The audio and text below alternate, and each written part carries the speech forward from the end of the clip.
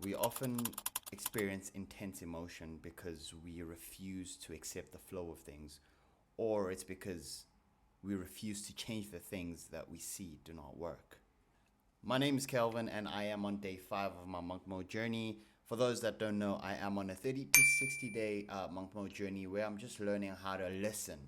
So now I'm just going to change it up a bit. I'm learning how to listen. I'm learning how to listen to my mind. I'm learning how to listen to myself and actually understand what the universe or what things are trying to communicate to me. Recently, I've been studying an ancient philosophy. I'll tell you about the ancient philosophy, but the reason why I did study it was because I just have this bad habit of forcing things.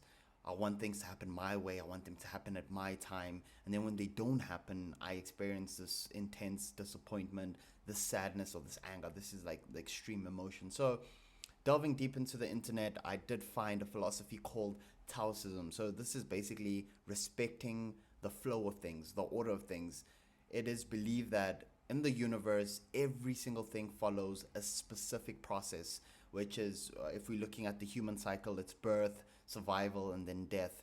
And the moment that you try to go against the cycle is the moment where you experience these emotions. So, on my day 5, I just came back to realize that I'm still trying to force quite a lot of things, and actually accepting is the hardest thing that you could actually do as a person. Accepting to say that, you know what, I came up with this idea, this is such a great idea, but if you see that the idea doesn't work, you need to allow yourself to accept and move on to something else that works until you get into the flow of things. Just to add on what I just said, the more that you resist is the more that the universe or whatever, it pushes against you, like, and this just creates unnecessary and unwanted emotions. Secondly is, sometimes we refuse to change cycles or things that we see do not work. Let me give you an analogy. Imagine you are having a snow event, right? In summer, the sun is blazing, and every single time your event comes, you're just sad that everything is melted, and you're asking yourself, why is all my snow melted? How come I can't go skiing? I feel like this is the point where, as a person, I do it so much, as this is my reflection, where I refuse to see that something doesn't work. And the more that I refuse, or you refuse to see that something doesn't work, it becomes, well, it creates all of this emotion of sadness, like, why doesn't it work, instead of actually just getting out and looking at it and saying, okay, look, this thing doesn't work because of A, B, and C. How can I make it work? So with the snow analogy, then just go to Lesotho or Canada or whatever, where there's snow, and have your snow event, and then it's gonna work out. So it's also about changing perspective in order to maintain your peace. Because I mean, both of these analogies, well, both of these examples, they just create disturbed peace when you start forcing and going against the flow of how things are supposed to be. And later on during the day, I took a walk. We went down to the square. When we went down, no, we actually went up to sign up for gym, right? When we went up to sign up for gym, I just realized, not in the gym itself, but in the mall itself, because now I'm in a very reflective state, right? I realized that, okay, maybe it's not that I enjoy being a loner. Maybe it's because I'm insecure. It was so hard for me to accept this because just going back, looking at my original personality, I'm an extrovert. I love speaking to people. I love art, bro. Like I can literally just go wild. But the more life happens, is the more you pull yourself in, and you're like, no, I don't want the world to see me, and you start criticizing yourself, and you believe like the world sees you for what you envision yourself as.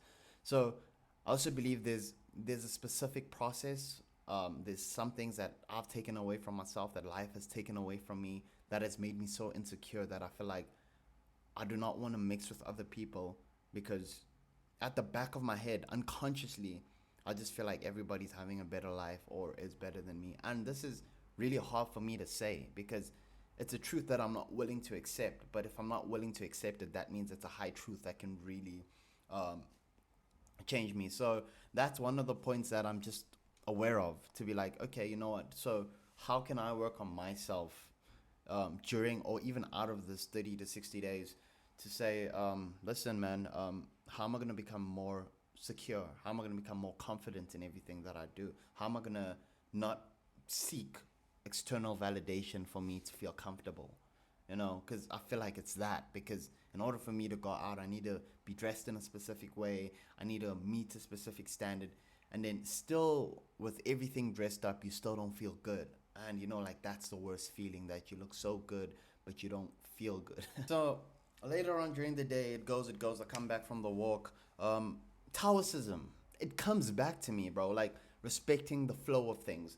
So there's one of my friends, Baby Handsome. He does music, bro. So we were talking. We've always been talking. One of our conversations that I've had with him was, he's like, "So, bro, when are we gonna collab on art, right?" And then I'm like, "Hey, bro, I don't know. When the time is right, it will happen." And I feel like unconsciously in that moment, I was respecting the flow of things. So last week he dropped an album. I think it's African Boy, African Child, one of the two. Um, yeah, bro. So we were just chilling. I was just telling him about my streaming, and I just had like a crazy concept. So probably by the time I post this video, the concept will already be out. So um, I am having a live kick session with him, a stream session, which basically deviates.